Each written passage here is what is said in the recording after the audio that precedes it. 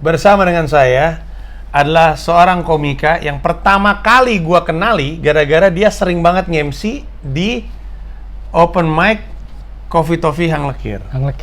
Open mic, kita bilangnya open mic stand up Indo. Betul, bukan dari Jakbar, bukan Jaktim, Betul. isinya anak-anak stand up Indo aja. Betul. Itu dia.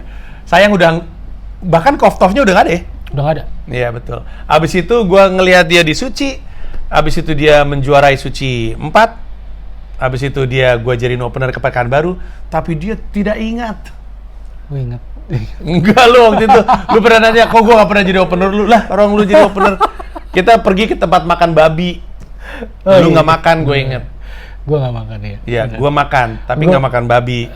Iya. Walaupun masih campur-campur juga kali ya. Waktu itu tangan gue lagi patah. Betul.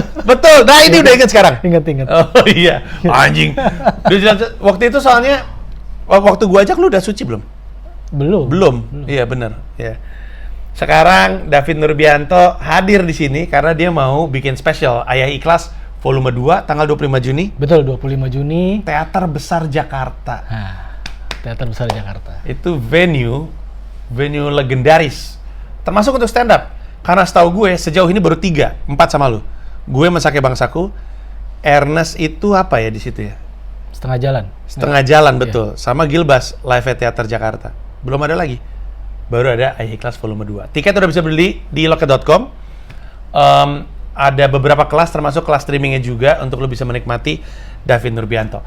Tapi sebelum itu, gue inget Ayah Ikhlas 1, itu tahun lalu, bulan April tanggal 3.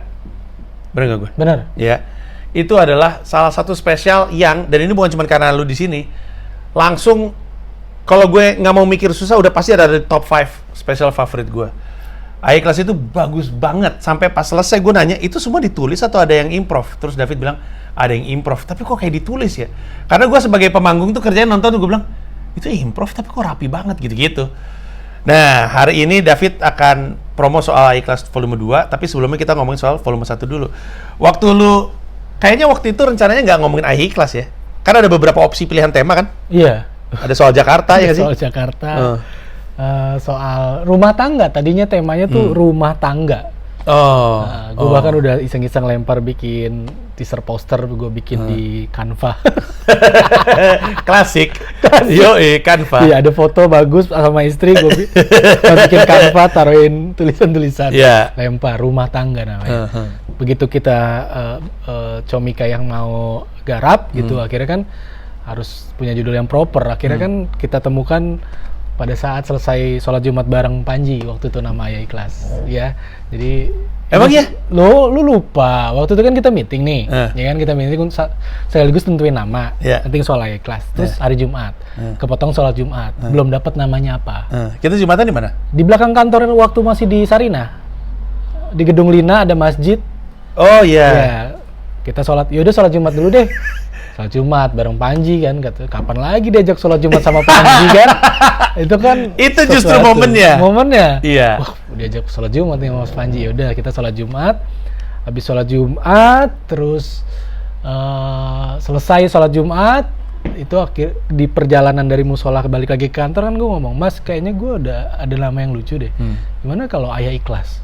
Ayah Ikhlas itu namanya komedik sekali soalnya. Kenapa ya? Karena kayaknya Ayah Ikhlas tuh ada sesuatu yang ya udahlah ya gitu dari sisi ayahnya.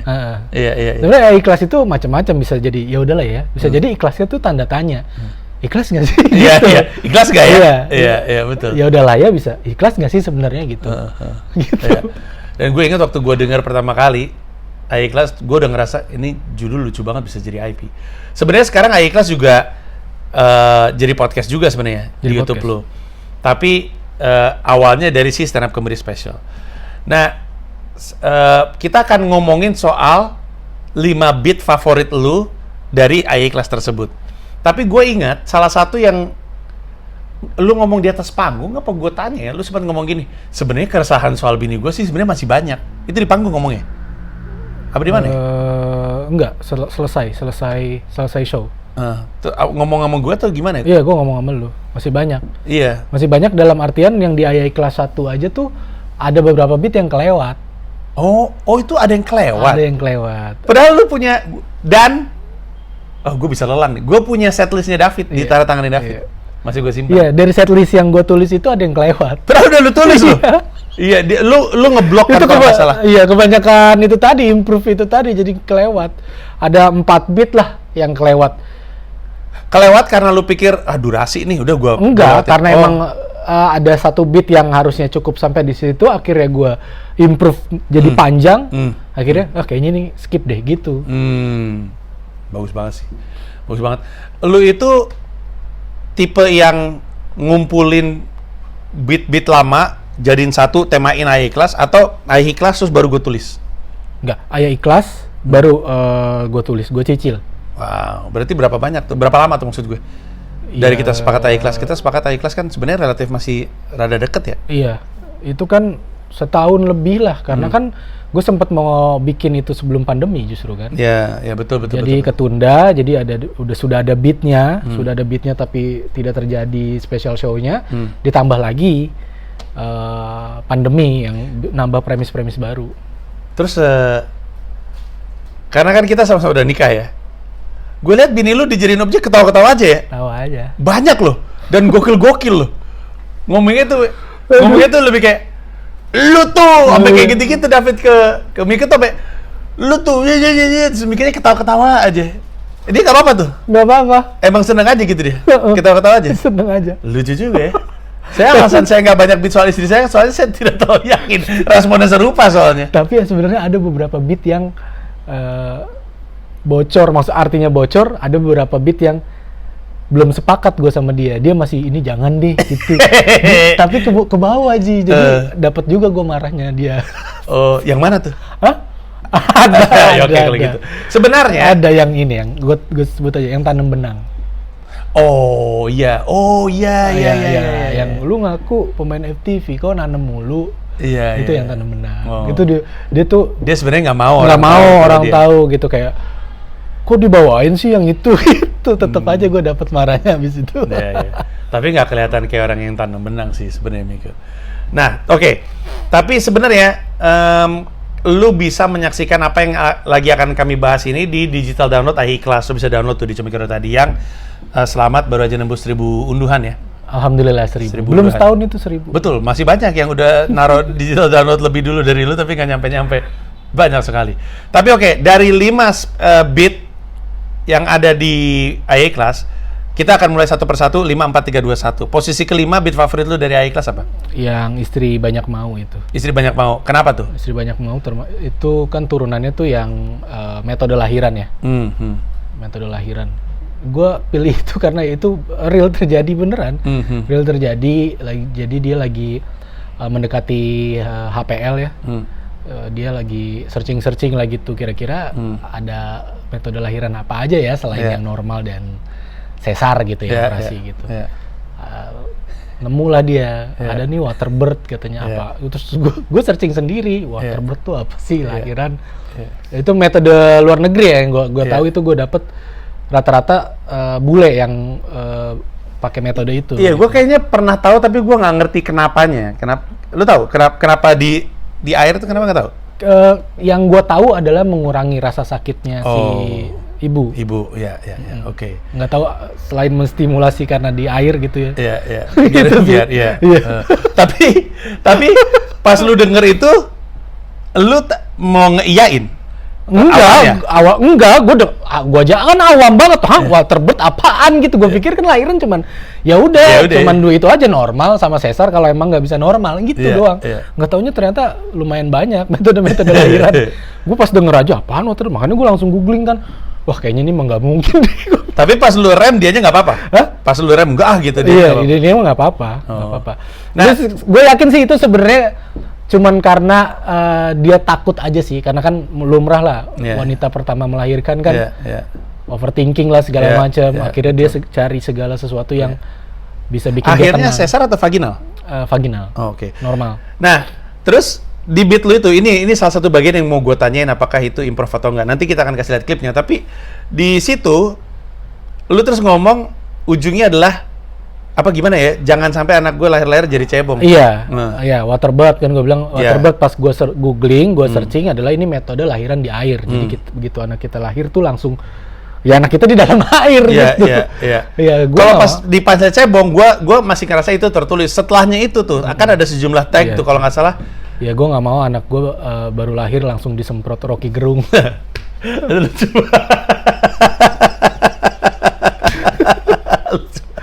Itu tertulis? Apa itu improv? Itu tertulis kalau itu. Tertulis. Bagus banget. Ya lagi rame ya. Ya betul ya. Kalau Rocky Gerung kan ajarin kayak gitu mulu kan. Oke kalau gitu. Kita akan langsung lihat klip yang David Nurubianto maksud supaya lu bisa ikut tertawa. Ini dia klipnya.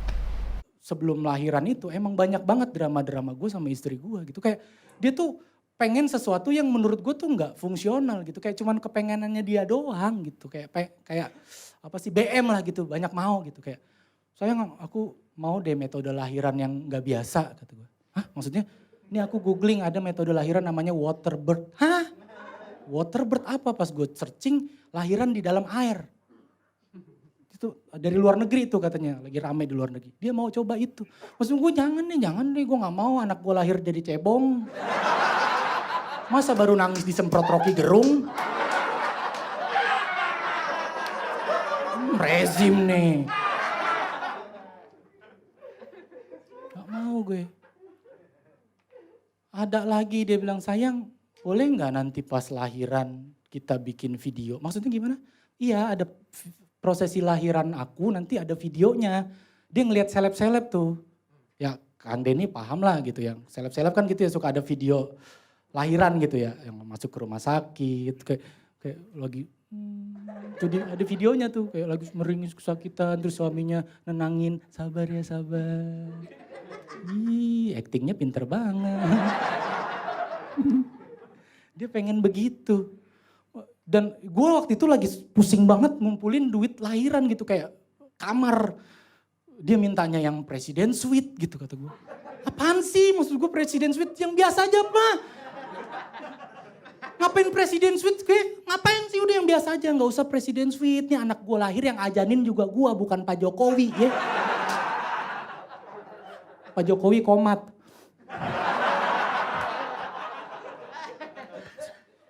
Ya nggak apa-apa, pokoknya harus jadi nih video, harus jadi. Pas gue searching juga harganya paling murah itu 6 juta. 6 juta pada saat gue gak punya duit tuh ya Allah. Belum mikirin biaya persalinan, belum mikirin kamar kayak 6 juta. Terus gue tanya, sayang ini harus banget ya? Iya harus banget, biar apa sih? Biar yang nonton terharu. Maksud gue kalau lu mau yang nonton terharu, yang lu videoin jangan proses lu lahiran. Proses gue nyari duit.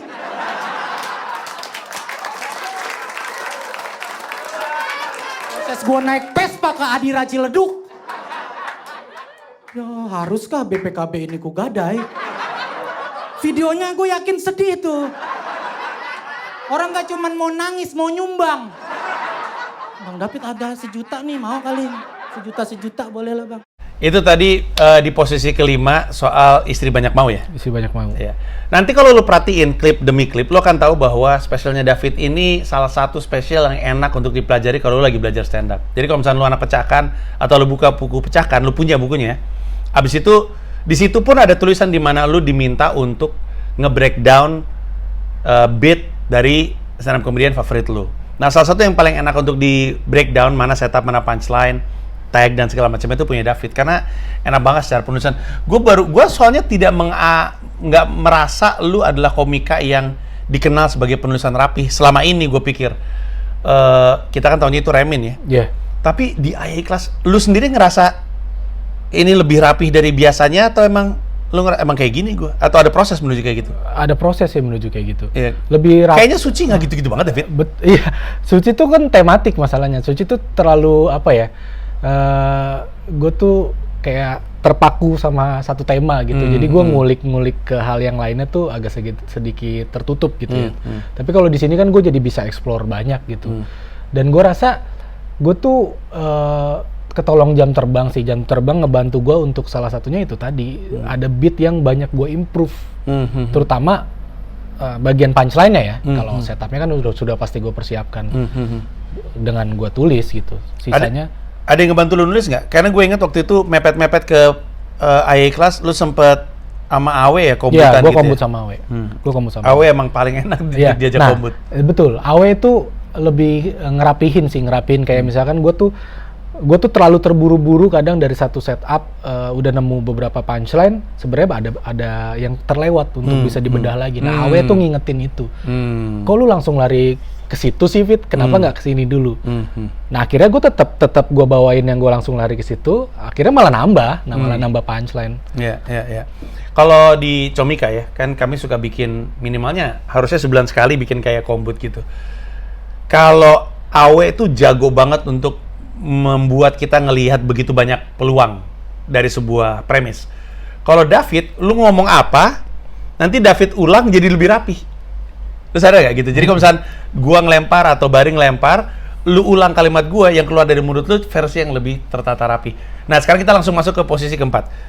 Beat favorit lu dari Ayah Ikhlas pertama, posisi keempat apa? Yang gara-gara Panji atau Panji sialan. Panji sialan. Iya. Coba ingetin lagi Panji sialan yang mana yang ini ya, yang job itu ya? Iya, yang job yang gua motivasi gue berani lagi bikin show itu kan karena motivasi dari lu. Ayo Fit, lu harus bangkit gitu. Lu harus punya karya gitu.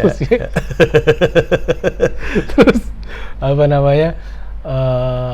Akhirnya gue beraniin bikin, terus akhirnya juga gue masuk manajemen lu gitu dan terus ada punchline yang lu bilang apa? Pokoknya biar apa?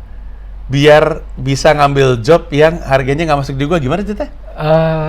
Aduh, gua agak sedih. Ada gitunya kan? Ada gitunya. Ada gitunya, iya. Biar gini kayak misalkan kayak, lu semangat nanti lu akan bisa dapat banyak pekerjaan kok. Iya. Terutama di job-job gue yang budgetnya gue nggak masuk. Intinya gitu kan. Kan. Itu juga membuat ledakan tawa gede karena orang langsung bisa berasumsi, oh kayaknya ada logikanya juga. Masuk logika kan? Iya. Bener juga ya kayak gitu-gitu. Langsung gua kasih tag lagi. Jadi itu fungsi lu banyakin talent. Iya. Karena kan banyak kan talent manajemen Comika kan. Betul. Supaya job yang nggak masuk budget lu lari ke teman-teman secara kantor karena lu yang punya kantor. Masuknya ke gua lagi. Emang itu betul juga. Tapi gue tambahin tag lagi kan, pantas gue lihat lu rajin banget tanda tangan. Iya bener sekali. Nah sebenarnya pagi itu, gue WhatsApp lu yang pagi itu, kalau paginya apa malamnya yang gue nanya, gue baru ngeh bahwa umur lu sekarang adalah umur waktu gue Bhinneka Tunggal Tawa. Sehari sebelum, iya benar. Pas lu ngecek venue. Iya, jadi gue tuh punya kebiasaan gangguin talent-talent gue pas mereka mau bikin spesial. Biasanya H-1 atau paginya tuh suka nggak bisa tidur, Abdur gue gituin, Musdalifah gue gituin, Awe gue gituin, Bari gue gituin. Terus gue nanya David, lu bisa tidur atau enggak tuh apa sih awalnya? Terus gue baru sadar bahwa umurnya David waktu dia bikin AI kelas 1 itu persis kayak waktu gue bikin Bhinneka Tunggal Tawa, sama umurnya. Gue ngomong kayak gitu karena gue tahu David udah pernah bikin spesial. Ya, waktu yang apa judulnya Rupa-Rupa Jakarta. Itu umur berapa lu? 2016 tuh umur berapa ya gue ya? 2016 ya? 2016 itu. 2016. Dan itu sebagaimanapun gue mau bilang itu adalah bagian dari sejarahnya David sebenarnya ingatannya pahit terhadap spesial tersebut. Iya, karena duit menguap. Traumatis lah. Iya, ada hujan segala macamnya. Jadi gue kadang-kadang suka ngerasa David tuh emang butuh keberanian untuk mau balik lagi ngelakuin itu. Terus gue ingetin bahwa sebenarnya belum terlalu terlambat juga orang AI kelas 1 itu kayak gue waktu Bhinneka Tunggal Tawa. Lucunya, venue kedua dia adalah venue gue juga, Mesake Bangsaku. Itu gue udah manggung banyak tempat ya. Tapi kalau gue lihat lagi, kemarin pas gue lihat, gue pernah bikin video promo di situ. Pas gue lihat lagi, emang cakep banget situ gedung. Iya, cakep banget. Gue beberapa kali kan jadi penonton, termasuk Mesake Bangsaku gue jadi penonton. Jadi gue amazing banget. Tapi kan ada banyak tempat ya, Fit. Kenapa lu pengen di situ? Apakah karena memang ada nuansa historisnya di lu pernah ngeliat dan lu bilang lu pengen, atau ada alasan lain? Lebih kepada karena Arif juga opener gue waktu itu ya. Arif Didu. Iya betul. Lebih kepada itu kan di kompleks Taman Ismail Marzuki ya, yang kita sama-sama tahu ya tempatnya seniman lah gitu, terutama di Jakarta gitu. Berbagai seni ada di situ gitu. Dan gue ngerasa gue harus bikin di situ. Kalau untuk melegitimasi gue sebagai seniman yang ya mudah-mudahan bisa besar sih. Ya, amin. Kayaknya sih gue harus manggung di situ gitu. Sekarang aja, gue nggak tahu lu udah lihat atau belum, tapi tim yang sekarang tuh keren banget. Borneo ikutan nggak waktu itu? Bagus banget. Lu kesana lagi bareng sama gue? Nggak ikut gue. Emang lu nggak ikut? Nggak ikut. Ikut gimana sih lu? Yang mana? Itu kita ke JIS yang bareng. Kalau ke tim gue nggak ikut. Emang lu nggak ada di tim? Nggak ada. Wah, tapi lu mesti ngeliat. Sekarang tuh tempatnya, kalau dari luar sih emang kelihatan bagus, tapi pas masuk ke dalam jadi jauh lebih bagus lagi. Sebenarnya gue masuk ke situ terus ngeliat, gila udah gue tinggal berapa tahun masih bagus aja nih tempat. Beneran deh, lu kalau belum pernah masuk teater Jakarta dalam hidup lu, sesekali masuk teater besar Jakarta. Dari depannya aja, fasadnya tuh unik banget kayak pesawat alien gitu. Iya. Bentuknya tuh ada kayak menjoroknya, terus kayak ya markas Avenger. asli. Lu acara lu jam berapa? Jam 7, setengah 8. Berarti lampunya nyala. Lu harus datang dari sore sehingga lu ngelihat proses lampunya nyala dan lu masih bisa foto tanpa gelap-gelap banget. Itu bagus banget. Abis itu lu masuk ke dalam, lu lihat, ini bagus banget sih, tempat bagus banget. Sebenarnya katanya, konon, kan pelawak zaman dulu kan biasa nggak pakai mikrofon kan.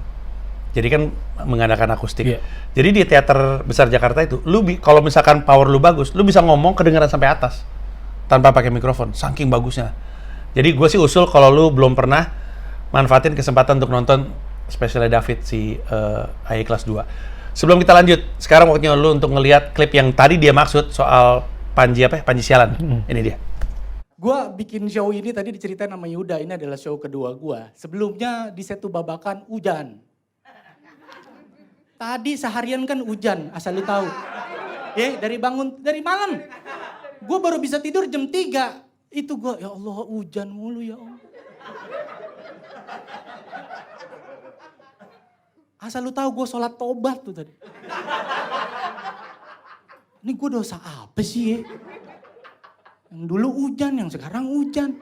Ya maksudnya biar kata yang sekarang di indoor nih aman, tapi kan tetap derdek ya, inget gitu, trauma gitu. Apalagi waktu itu bukan cuman hujan gue, bener, utang juga gue.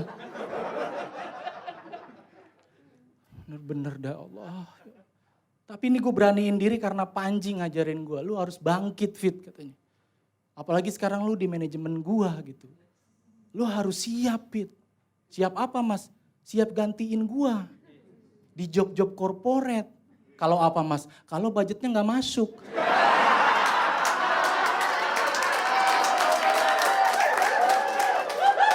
Jadi itu fungsi lu banyak-banyakin talent. Yeah? Biar tetap masuk ya ke kantor paling enggak ya. Pantes lu rajin banget tanda tangan gue lihat.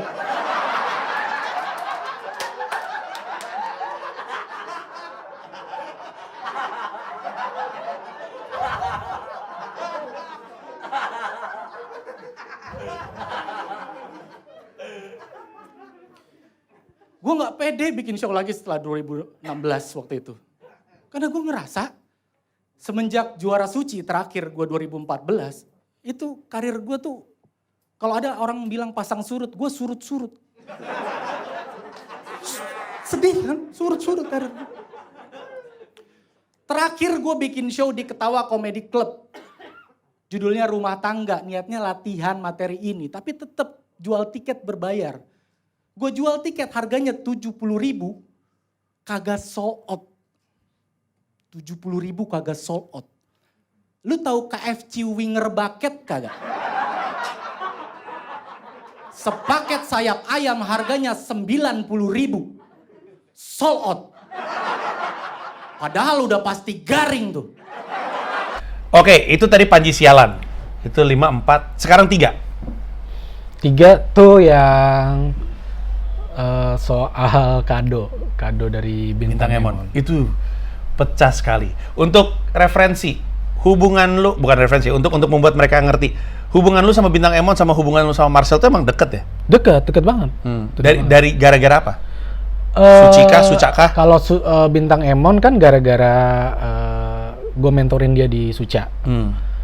Setelah itu jadi dekat. Nah sama Marcel juga, sebelum Marcel seperti sekarang yang sibuk banget gitu, dulu waktu awal-awal dia muncul di komunitas juga dia termasuk sering bareng gue gitu, kayak misalkan di komunitas bareng gue, terus gue suka minta tolong dia dulu tuh gue ada kelas stand up, terus gue minta tolongin, lu coba deh kasih sharing ke anak-anaknya gitu. Makanya jadi dekat. Jadi dekat.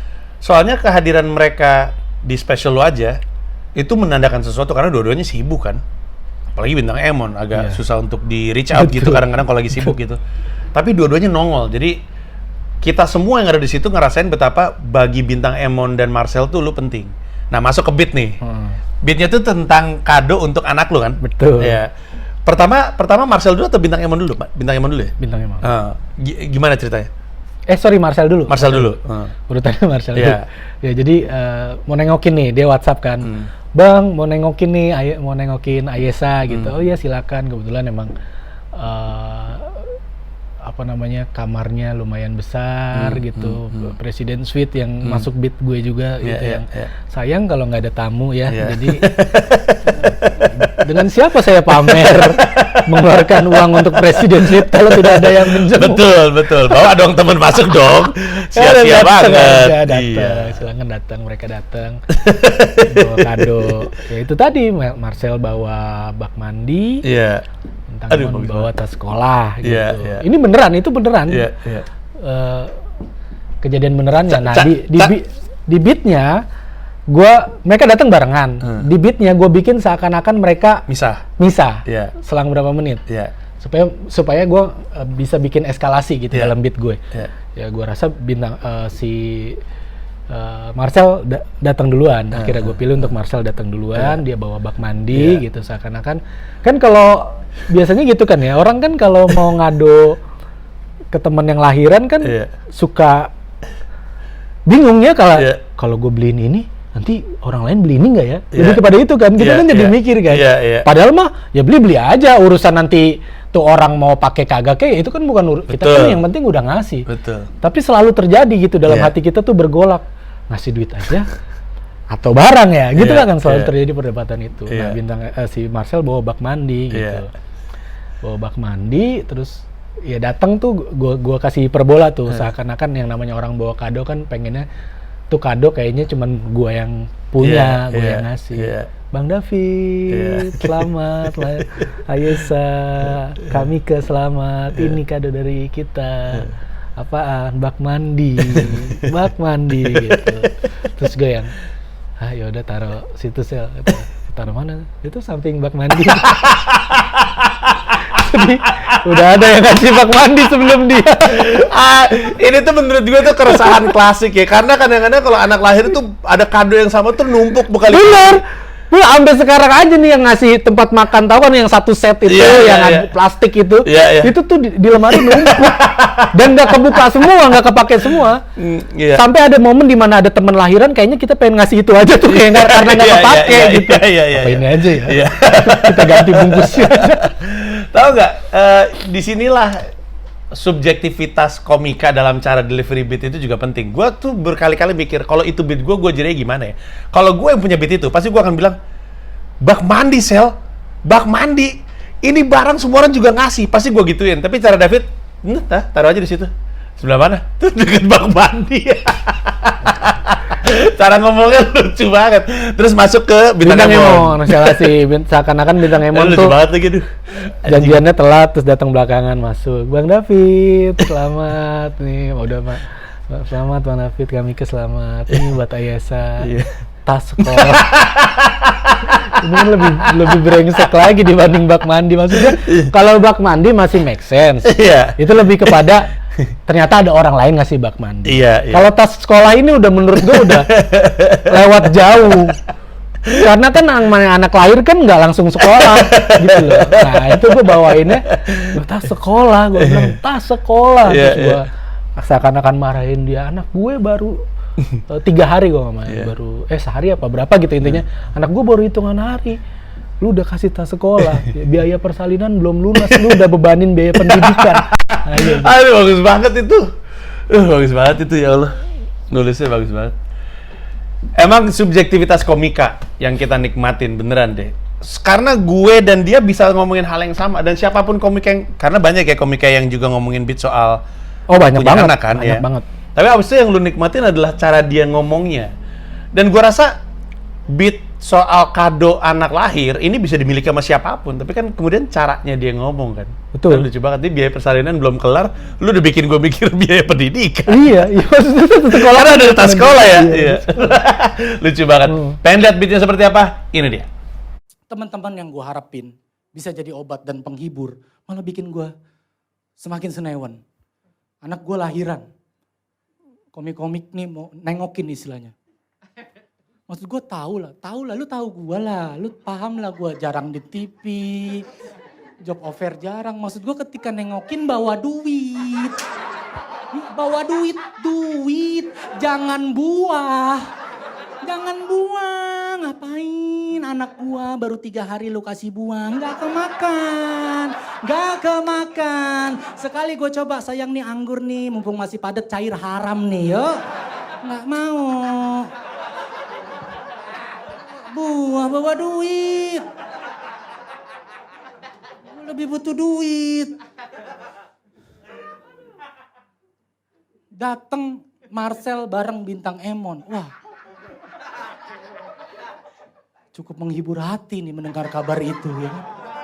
Marcel Bintang, alhamdulillah dia ingat abangnya. Lagi pada banyak duit kan, ada kali ini ya kan, 5 juta kali ini minimal banget lah, lumayan lah. Buat nambah-nambahin. Dateng Bang David, Marcel, Bang David, bak mandi. Bak mandi. Ya. Taruh aja sih. Taruh mana bang tuh samping bak mandi?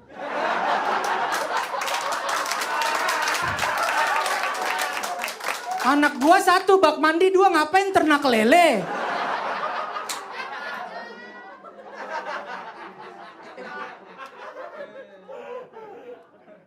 Bintang Emon datang selang ya setengah menit lah. Kayaknya emang sengaja ngasih kejutan gitu. Tang, kita masuknya jangan barengan ya. Biar Bang David terkejut, siap. Bintang masuk. Bang David, jangan tolol kayak Marcel lu kan. Jangan. Dalam hati tuh gue jangan tolong kayak please kayaknya kan lu lebih cerdas deh dari materi-materi lu. Gue lihat harusnya sih lu bisa lebih mikir ya. Harusnya sih lu bisa lebih kritis ya katanya. Dari sudut pandang lu gitu kan harusnya. Tiba-tiba, bang buat Ayesa tas sekolah.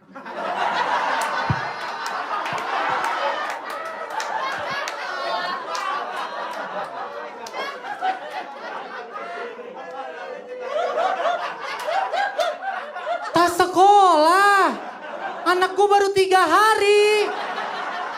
Biaya lahiran belum kelar udah bebanin biaya pendidikan, anjing.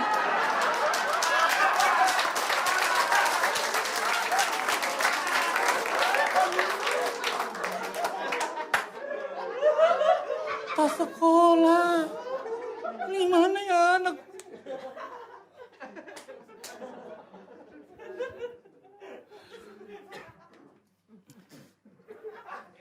Minum dulu. Thank you Marcel.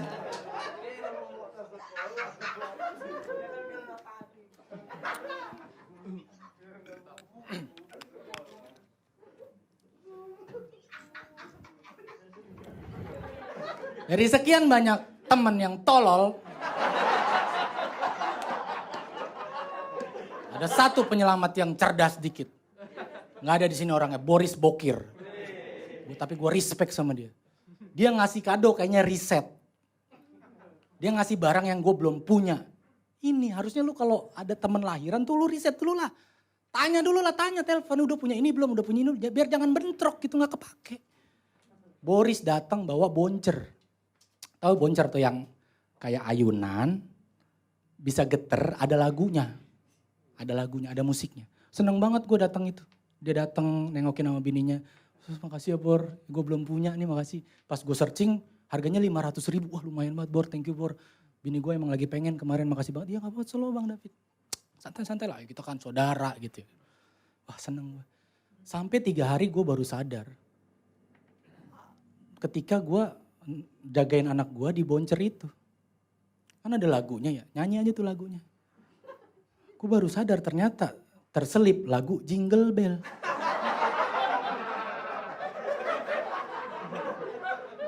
Ayesa teng tong teng teng tong teng teng tong teng tong teng. Bentar. Bor, lu jahat Bor sama gue Bor. Ini katanya saudara, apa lu mau jadiin gue saudara sih?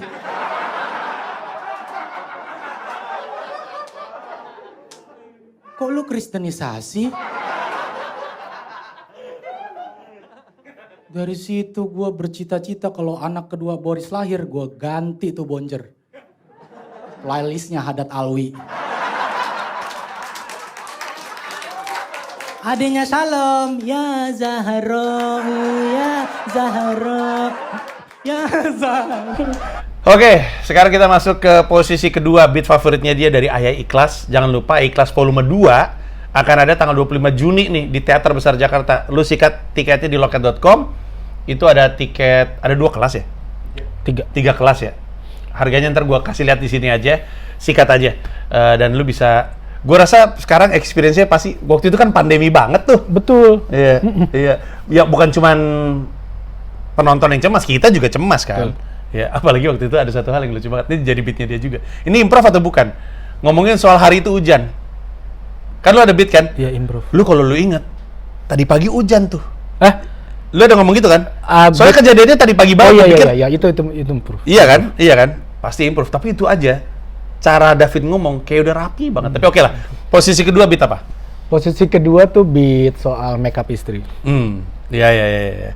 Makeup istri juga keresahan banyak suami ya. Betul. Iya. Dan nah, oke. Lu bilang, ini beat lu kurang lebih kayak gini. Ini salah satu beat yang gue suka mikir, ini tuh sebenarnya ditulis apa ada improvnya? Ada banyak, ada abis punchline terus ada tag. Kalimatnya gini. Sebiji apa sih? Eyeliner apa sih?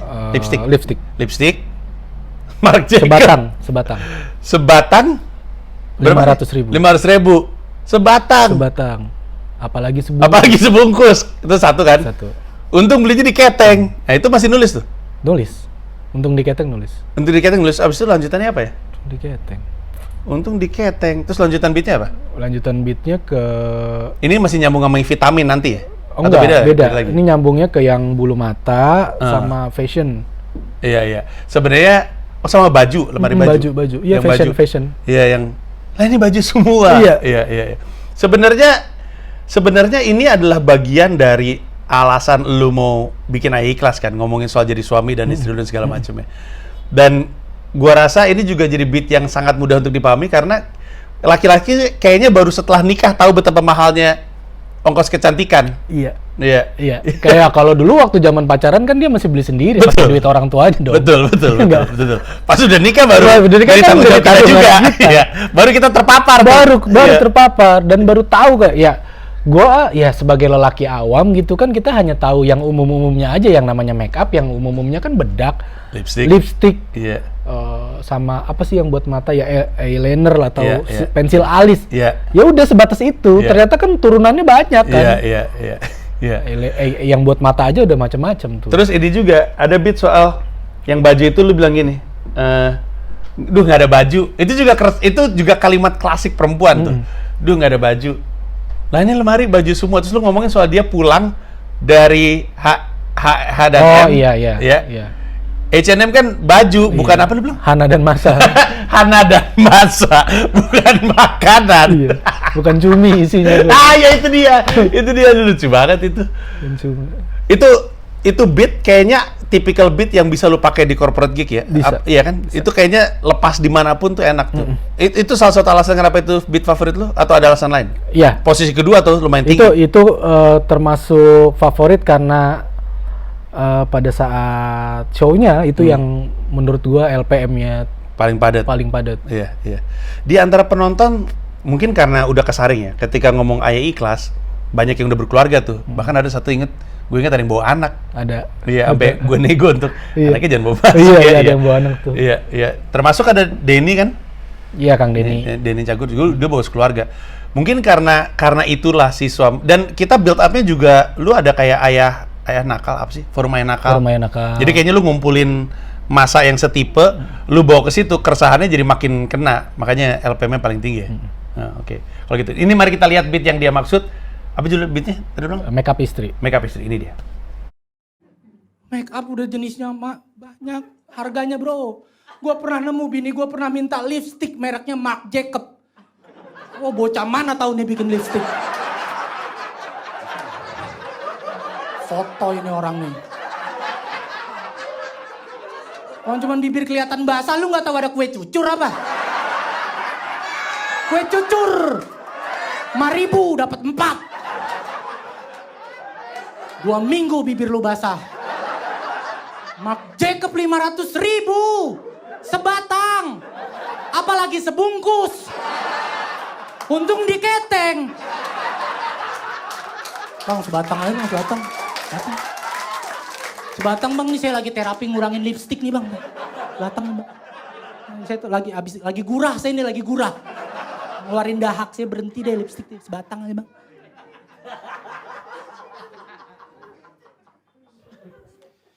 Gue nikah tuh banyak kagetnya gue.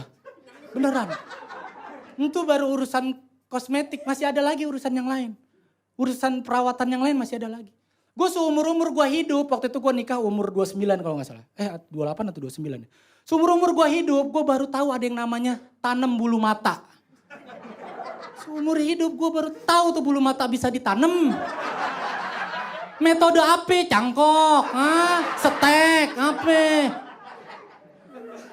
Bijinya dicemur dulu terus dikeringin terus ditaruh tanah. Bagaimana gue gak ngerti. Tanam bulu mata. Nih gue rasa mahasiswa pertanian juga kaget nih.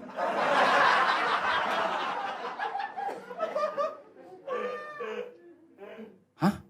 Bulu mata bisa ditanam? Varietas apa itu? Yang bikin kaget lagi harganya.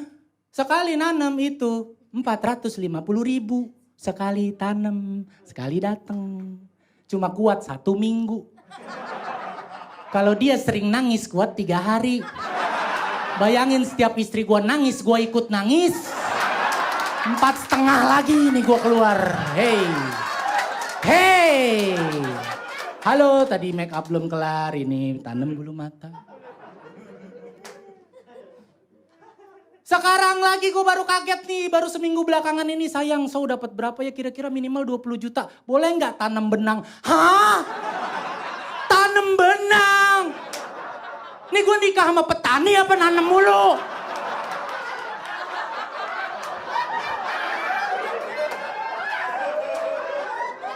Lu ngaku sama gue pemain FTV lu. Kok nanam mulu?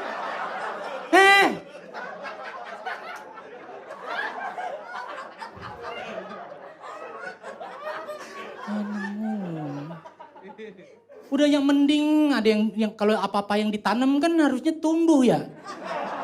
Ini enggak. Gue lagi ngarep aja tuh dia sekali nanam bulu mata tumbuh. Biarin punya bini matanya gondrong. Tahu rasa lo.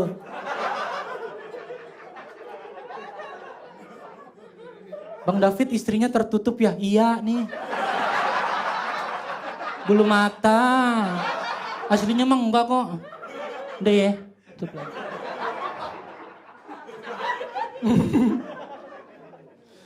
Itu baru ngomongin make up. Belum ngomongin fashion. Fashion, Allahu Akbar.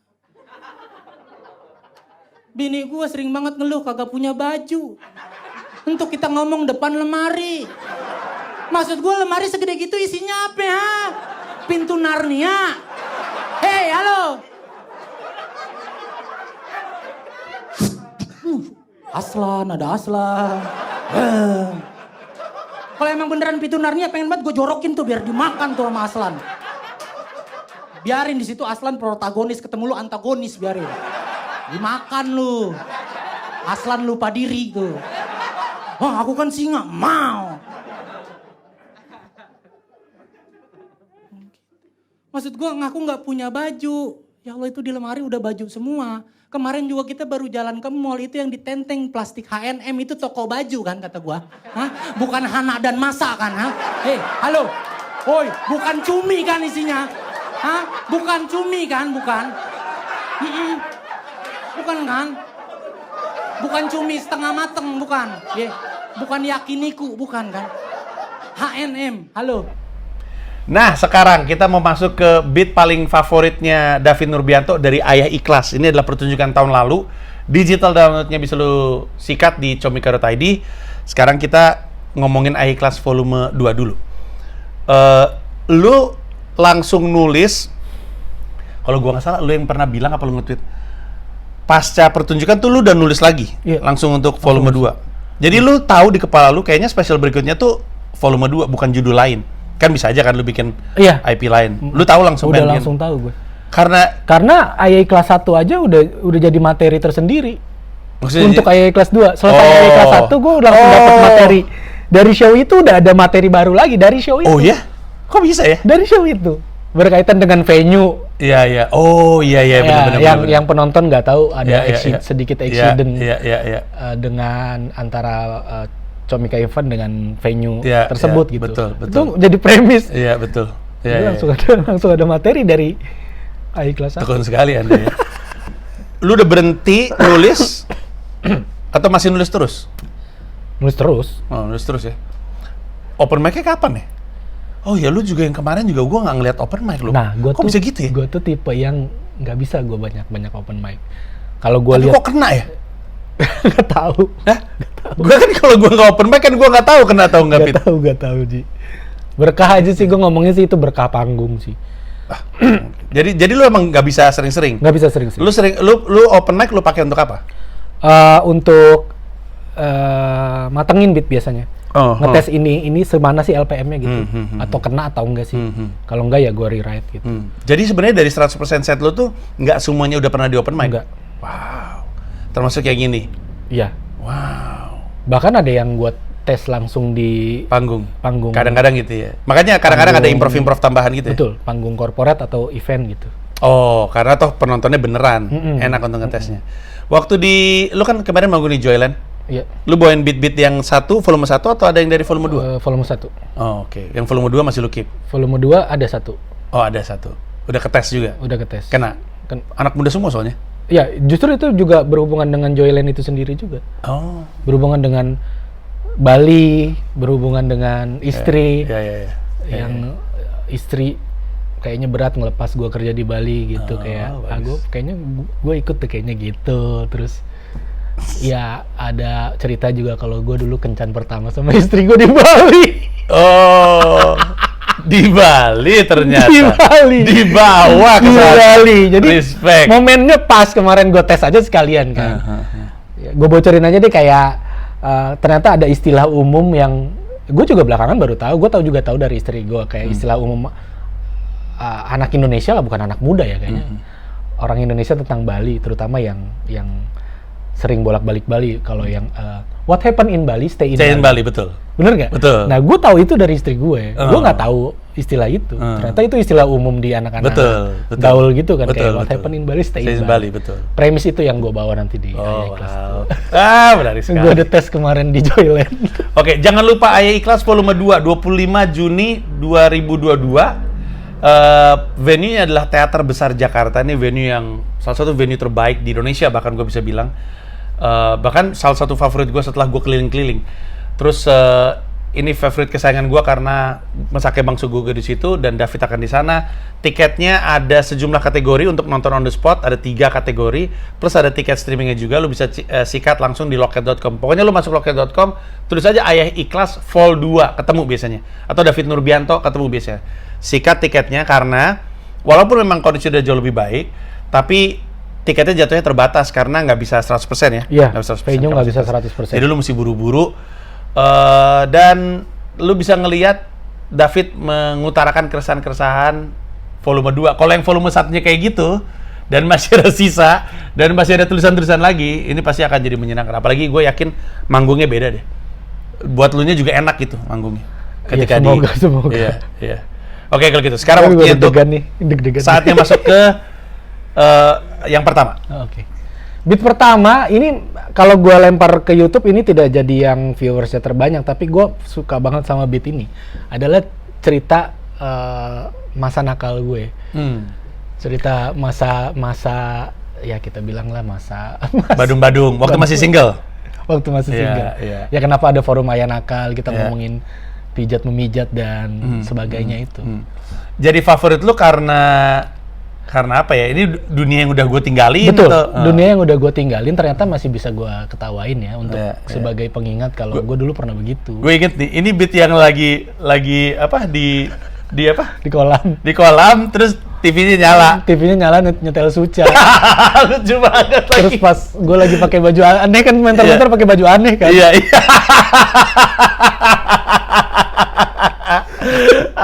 Iya. Gue lupa gue lagi pakai baju Dragon Ball apa jadi Son Goku. Lucu banget lagi, anjing lucu banget.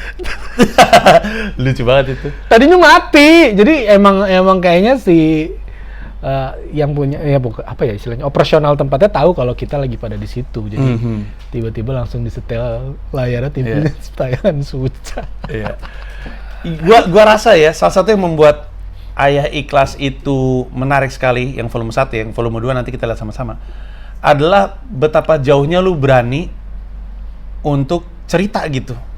Kayak ya lu tahu sendiri kan kalau di Indonesia kan nggak usah terlalu banyak cerita soal aib keluarga. Betul. Gitu.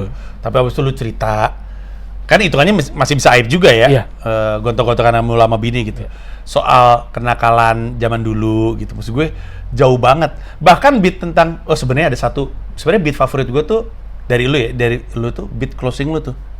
Beat closing lu di AI kelas 1. Itu kalau nggak salah yang ada istri lu ngebandingin sama seorang komika ternama kan, itu closing ban. Iya, yang Radit. Iya, itu salah satu favorit gue karena bagus banget dari si penulisan. Gue lihat itu pertama kali di mana ya? Di Keadaan Kahar. Keadaan Kahar. Iya, itu bagus banget ya. Jadi jauh bangetnya itu. Sementara pas gue sadari ternyata keluarga lu nonton, keluarganya Miki juga nonton. Itu mungkin lu juga nyaman untuk sejauh itu karena lu tahu bahwa mereka nggak akan kenapa-napa juga. Mereka santai sejauh ini. Sejauh ini ya. Iya. Belum tahu ntar setelah volume 2. Iya. Volume 2 tuh menurut lu akan ada yang mengejutkan lagi lu ungkap? Ada. Ada.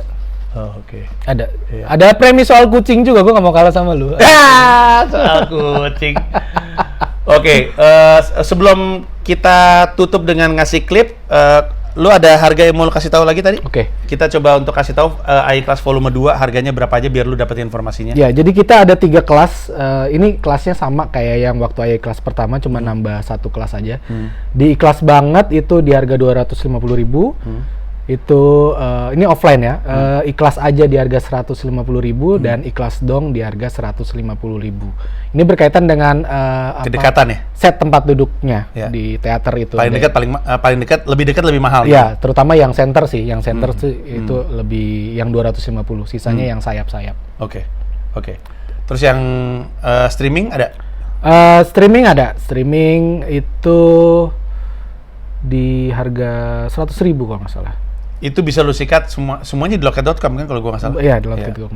Cek aja di situ. Jadi kenapa ada streaming? Karena kalau lagi pandemi kayak gini kan peluang untuk tur nggak terlalu besar, tapi ya kita mudahkan aja supaya lu bisa mengakses dari manapun lu mau gitu. Walaupun kenikmatan terenak adalah nonton langsung. Gua rasa nggak akan ada yang menandingi perasaan duduk bareng sama ratusan orang ketawa bareng. Nggak ada. Enak beneran deh, dan lu udah lama nggak ngerasain soalnya, dan ini teater Jakarta gitu. Jadi gue selalu bilang kalau misalnya ada kesempatan itu keluar, manfaatin, ini kesempatan yang tepat. David, sukses untuk AI Class volume 2. Semoga makin banyak audiens yang sayang sama lu. Amin. Dan semakin banyak orang yang mau mendukung karir lu. Amin. Supaya bisa jadi komika hidup dari karir. Satu lagi gue boleh kan? Oh, silakan. Di AI Class volume 2 ini mungkin orang berpikir harus nonton AI Class 1 nggak sih untuk nonton AI Class 2? Nggak mesti. Okay. Karena ya beda aja gitu. Cuman yang perlu lu tahu adalah AI Class 1 adalah gambaran gimana gua curhat soal rumah tangga gua. Nah, ketika lu udah nonton itu, lu akan lebih ada rasa penasaran lagi. Kira-kira di volume 2 apalagi sih David yang mau bawain. Nggak nonton pun yang volume 1 nggak apa-apa karena memang premisnya baru gitu, nggak ada sangkut pautnya dengan volume 1. Dan di volume 2 ini kayaknya gue berani untuk memulai masukin materi politik. Gokil. Ini sebagai anti rezim. Waduh, jauh kan anti politik bisa banyak dong anti rezim kan. Banyak. Gue mau mulai masukin materi politik karena di tahun depan special show gue full politik. Judulnya IP-nya udah bukan iKlas berarti? Bukan. Ish. Gue udah punya judul. Bisa kita ungkap? Bisa. Apa itu? Terjun ke politik. Ngeri. Tanda tanya. Ih, ngeri loh. Terjun ke politik tanda tanya. Oke. Itu informasinya. Jadi jadilah bagian dari pertumbuhan karirnya David. iKlas kemarin kita tonton. Apalagi kalau lu nonton juga Rupa-Rupa Jakarta ya. Respect sama lu.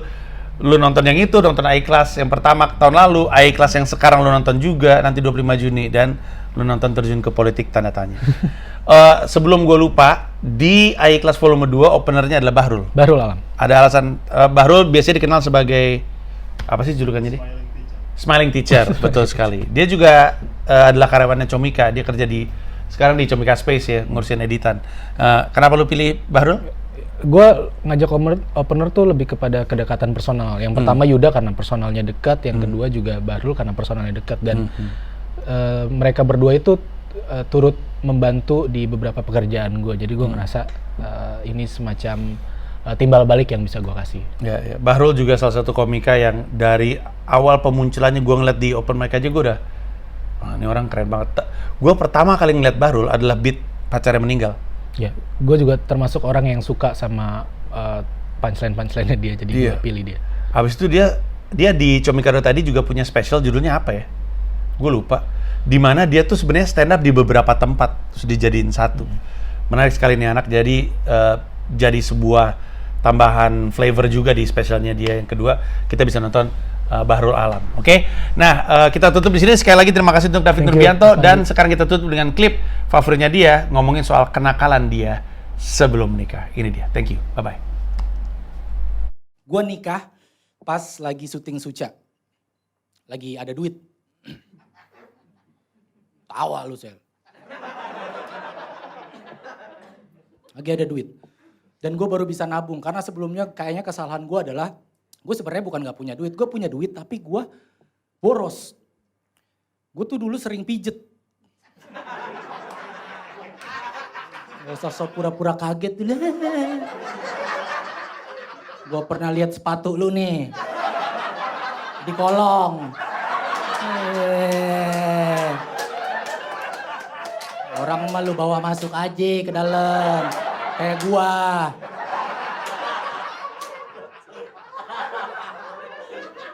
Waktu masih bujangan, saking seringnya gue pijet itu duit kalau gue kumpulin gue bisa bikin tempat pijet.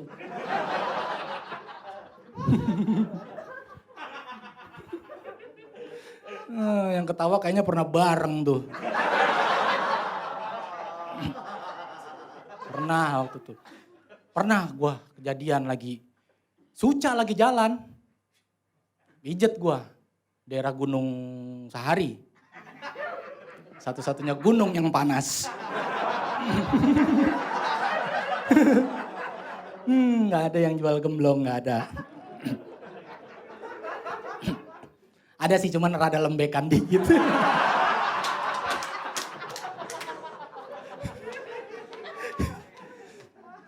Gue kesana sama beberapa temen. Biasa kan ada fasilitasnya tuh, kolam renang. Gue tuh kalau kesana punya trik gitu loh. Maksudnya public figure tuh rata-rata kalau ke tempat begituan dia tuh selalu menyamarkan dirinya. Pakai masker, pakai hoodie. Gue udah pakai masker, pakai hoodie nih gue. Masuk gue ke parkiran, turun mobil. Wih, aman nih. Set, tiba-tiba buka pintu. Bang David. Satpamnya orang Betawi.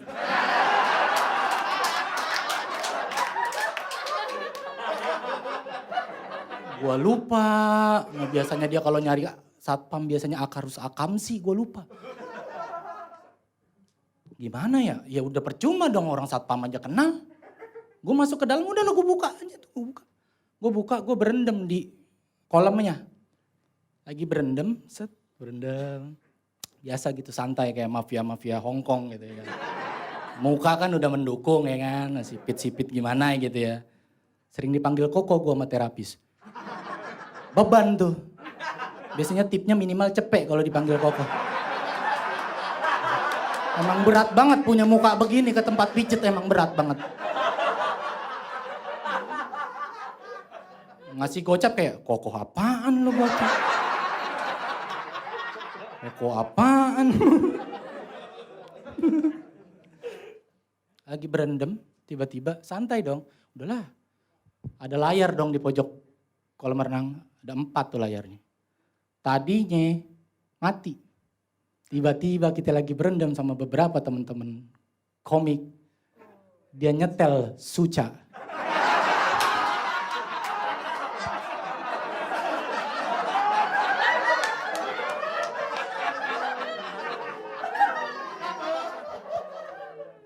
Ada gua tuh lagi pakai baju aneh.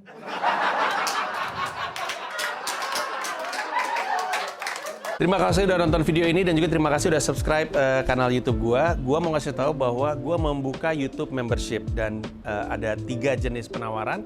Ada 1 paham Rp30.000, ada 1 rasa Rp125.000, ada 1 jiwa Rp1,5 juta. Masing-masing punya manfaat-manfaat tersendiri. Ada konten-konten khusus yang gue siapkan untuk para member. Kalau tertarik silahkan mampir ke home, klik join.